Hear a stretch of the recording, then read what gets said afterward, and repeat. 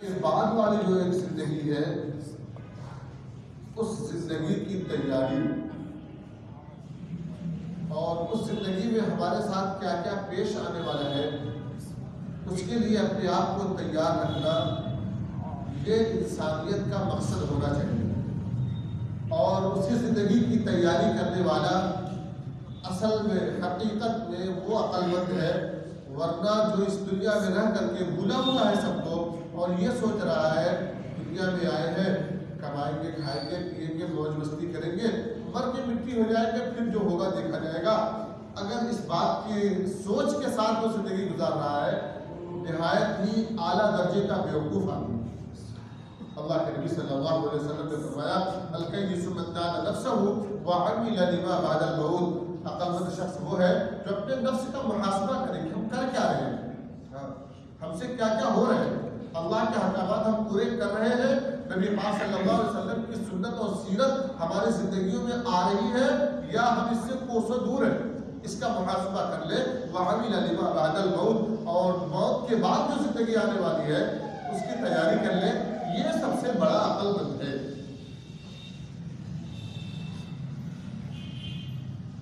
ایک لطیفہ لوگوں نے سنایا، کتابوں میں بھی لکھا ہوا ہے کہ ایک محلے کے بہت بڑے نواب صاحب کسی سے کہنے لگے کہ دیکھو اپنے محلے میں جو سب سے بڑا بیوقوف ہے اس کو پکڑ کے لاؤ میرے پاس۔ تو وہ گیا، محلے میں تلاش کیا، تو سب سے بڑے اسے جو نظر آیا سب سے بڑا بیوقوف، اسے نواب صاحب کے پاس لے کر گیا۔ تو نواب صاحب کہنے لگے کہ یہ سب سے بڑا بیوقوف ہے؟ کہنے لگے ہاں مجھے تو یہی ملا ہے۔ نواب صاحب نے ایک سونے کا ہار لیا اور اس شخص کے گلے میں پہنا دیا، جس کو سب سے بڑا بیوقوف سمجھ کر کے وہ لے کر کے آیا تھا۔ تو نواب صاحب نے کہا کہ اس کو اتارنا مت، پہنے رہنا، تاکہ لوگ تیری بیوقوفی سے نقصان نہ اٹھائے، اس لیے تیرے گلے میں ایک ہار ڈال دیا کہ تجھے لوگ دور سے دیکھ کر پہچان جائے کہ سب سے بڑا بیوقوف یہ ہے۔ اب نواب صاحب کا حکم تھا، محلے کے بڑے آدمی تھے، ان کے خوف سے یا جیسے بھی وہ پہلے رہا۔ وہ وقت آیا کہ نواب صاحب دنیا سے جانے لگے، آخری وقت آ گیا نواب صاحب کا۔ لوگ نواب صاحب کی عیادت کے لیے، ان کی تیمارداری کے لیے پہنچے کہ بیوقوف بھی گیا جس کے گلے میں ہاتھ ڈلا ہوا۔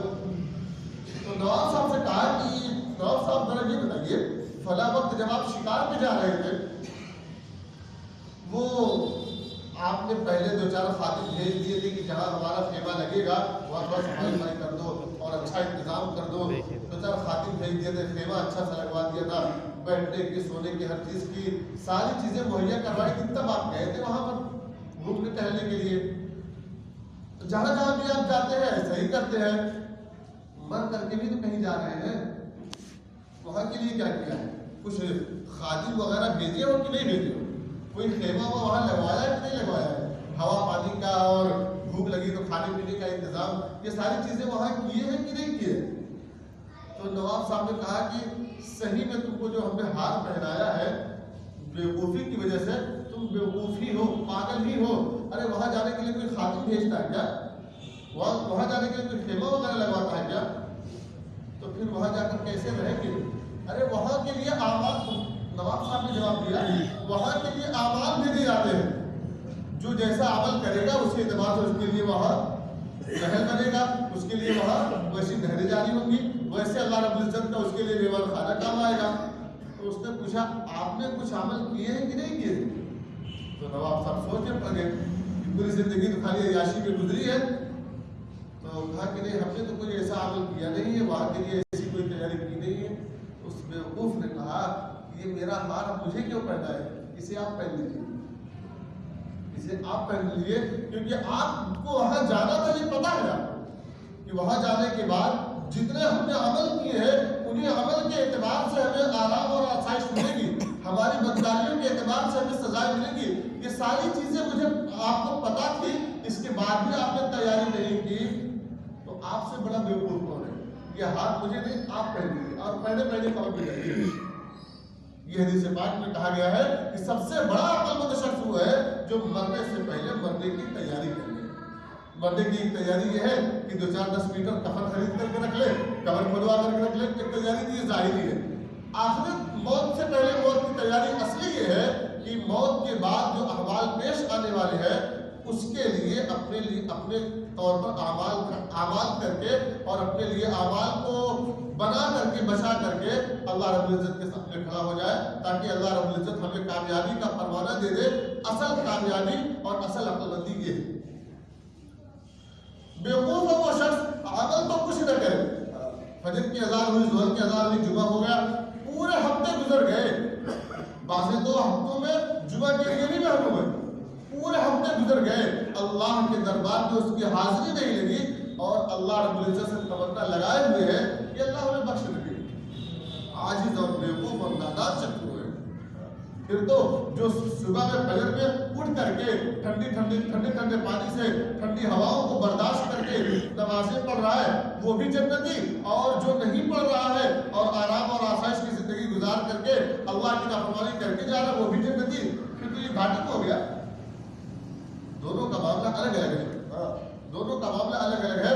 جو شخص اللہ کے احکامات پر چلے گا اور اپنے آپ کو دنیا میں رہ کر کے آخرت کی کھیتی کو کما لے گا وہ شخص کامیابی کی زندگی گزارنے والا ہے، اور جو عمل نہ کرے گا اللہ کے احکام کو نہیں پورا کرے گا وہ دنیا کا سب سے بڑا بیوقوف شخص ہے اور آخرت کے اعتبار سے سب سے بڑا گھاٹے والا شخص ہے۔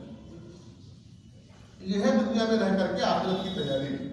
ہمارا اور آپ کا یہ مہینہ چل رہا ہے رجب کا، اور انگریزی مہینوں کے اعتبار سے دسمبر گیا ہے، جنوری آئی۔ دسمبر کے جانے پر 31 دسمبر یا 1 جنوری کے نام پر ہم نے بہت سارے نام، ہیپی نیو ایئر، نئے سال مبارک ہو، اس طرح کے الفاظ کہہ کے ایک دوسرے کو گفٹ دینا، پھول دینا یا گریٹنگ کارڈ دینا، یہ ساری چیزیں کر لی، لیکن یہ سال گیا کس لیے، نیا سال آیا کس لیے، ہم نے اس کا محاسبہ نہیں کیا۔ پچھلے سال میں ہم سے نبی پاک صلی اللہ علیہ وسلم کی سنتیں کتنی پامال ہوئی اس کے بارے میں ہم نے غور فکر نہیں کی۔ اس سال ہمیں آگے چل کر کے نئی تیاریاں کیا کرنی ہے، نئے سال کے طور پر ہمیں اللہ رب العزت سے کیسے لو لگانا ہے، اس کے بارے میں ہم نے کبھی کوئی مراقبہ اور کوئی محاسبہ نہیں کیا۔ یہ بیوقوفی والی زندگی ہے میرے بھائیوں۔ نئے سال کا جشن تو تب ہوتا کہ 2025 میں ہم بڑے ذلیل ہوئے ہیں بطور مسلمان قوم کے۔ نئے سال 2025 میں ہماری مسلم قوم کے بہت سارے ایسے جھیالے جو بے قصور تھے انہیں جیلوں میں یا کہیں اور مار دیا گیا۔ بحیثیت مسلم قوم کے ہم پر مصیبتوں کے پہاڑ ٹوٹے، بحیثیت مسلم قوم کے ہم مسلمان تھے، ہم نے اللہ کی نافرمانیوں میں زندگی گزاری تھی۔ اگر 2026 میں ہم نے اس میں تبدیلی پا لی، 2026 میں اس میں چینجنگ ہو گئی کہ مسلمانوں کے لیے بہت آرام اور راحت کا سامان پیدا ہو چکا۔ مسلمان اللہ کی نافرمانیوں سے ہٹ کر کے اللہ کی فرما برداریوں پر آ گئے، جہنم والے اعمال کو چھوڑ کر کے جنت والے اعمال کرنے لگے۔ نبی پاک صلی اللہ علیہ وسلم کی سنتیں جو شادیوں کے موقع پر یا اور دوسرے فنکشن کے موقع پر پامال ہو رہی تھی، ان تمام چیزوں کو چھوڑ کر کے ہم نبی پاک صلی اللہ علیہ وسلم کی سنت کو اپنے سینوں سے لگانے لگے۔ تو یقیناً یہ سال جشن کا ہے، لیکن جیسا پہلے سال تھا کہ ہم جیسے بحیثیت مسلم قوم کے ذلیل ہو رہے تھے، جیسے ہم سے پہلے سنتیں چھوٹ رہی تھی، اب بھی وہی سنتوں کی پابندی کی زندگی ہے۔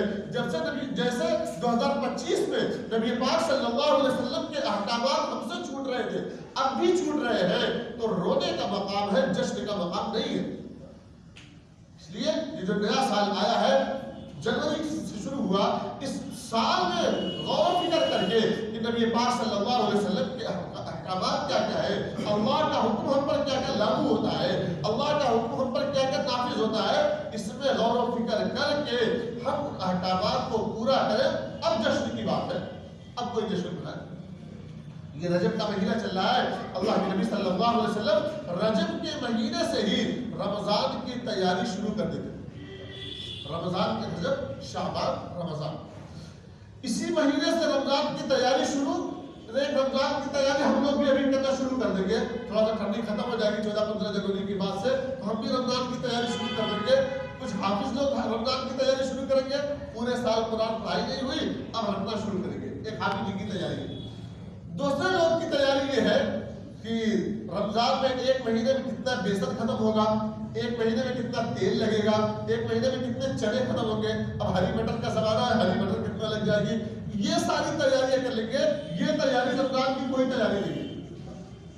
رمضان کی تیاری یہ ہے. رمضان کی تیاری یہ ہے کہ ابھی سے کچھ روزے رکھنے کی مشق کریں, کچھ صدقے اور خیرات کرنے اور کچھ زیادہ عبادتیں کرنے کی مشق کریں. جب اس کی ہم مشق کریں گے تو رمضان آتے